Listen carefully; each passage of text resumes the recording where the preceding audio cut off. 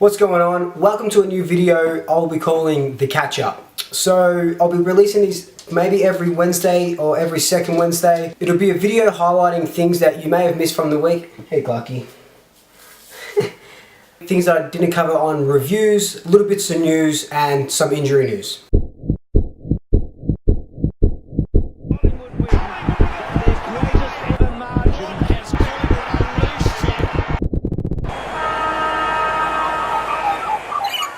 So the first bit of news, it was announced a few weeks ago that there will be a $70 million injection into a Victoria Sport project that will be happening at the Melbourne Olympic Grounds, pretty much where Collingwood train. So it's actually a joint venture between the Collingwood Football Club and the Monash University, and it's looking at increasing the participation of sport on a whole and also adding the best rehabilitation services for athletes, female, male, netball, football, all that sort of stuff. And it's looking like it'll be a world first hub of this sort of type. A main sticking point and why Collingwood have gotten bipartisan approval for this project is for the women's teams. So this could be the netball, this could be the football, think maybe the soccer as well.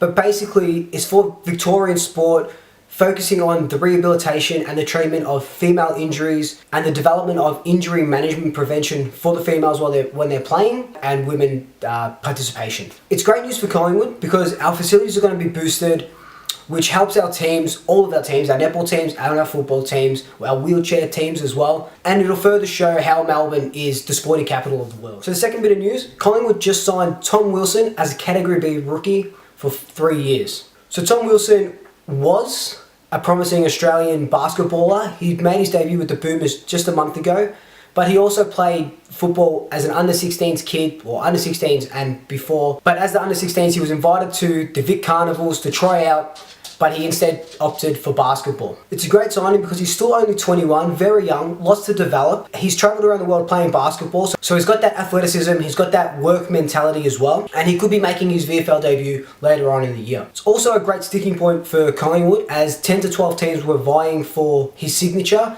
and just like Mason Cox, he chose to come to us. Best facilities, best team in the land, why wouldn't you come to us? So third bit of news, bit of injury news. Taylor Adams did do his abductor. He'll be out for up to a month, they reckon, which is really unfortunate. We've definitely got to miss him in the team. It's such a delicate injury, being the abductor. Hopefully there's not any setbacks and we can see him in the 4 weeks. They reckon that he might be in around the bye.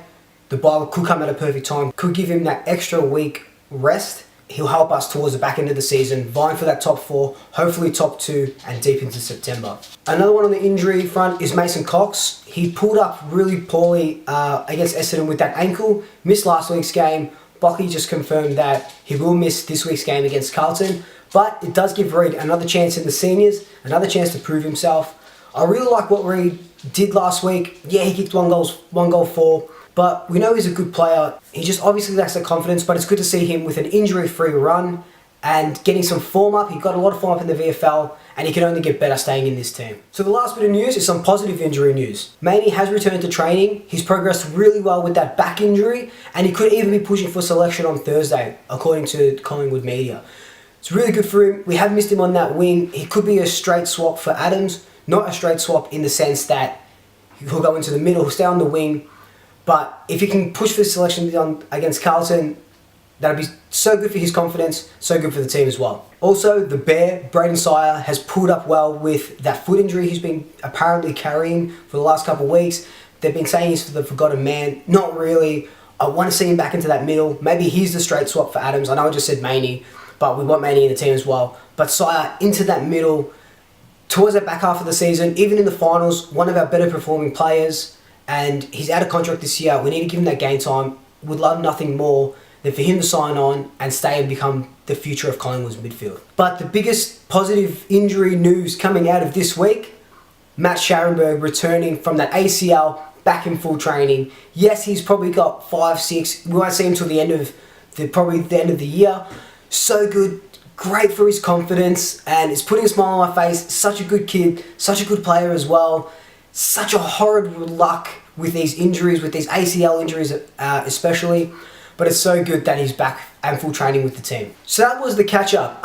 Let me know your thoughts. Should I do these weekly? Should I do these bi-weekly? I got some really good positive comments and ideas on my last video, so thank you so much for that. Remember to like, comment, subscribe, tell your friends, tell your family, tell your pets. You'll see me in the preview for the Carlton game in the next couple of days. Until then, I'll swoop you later.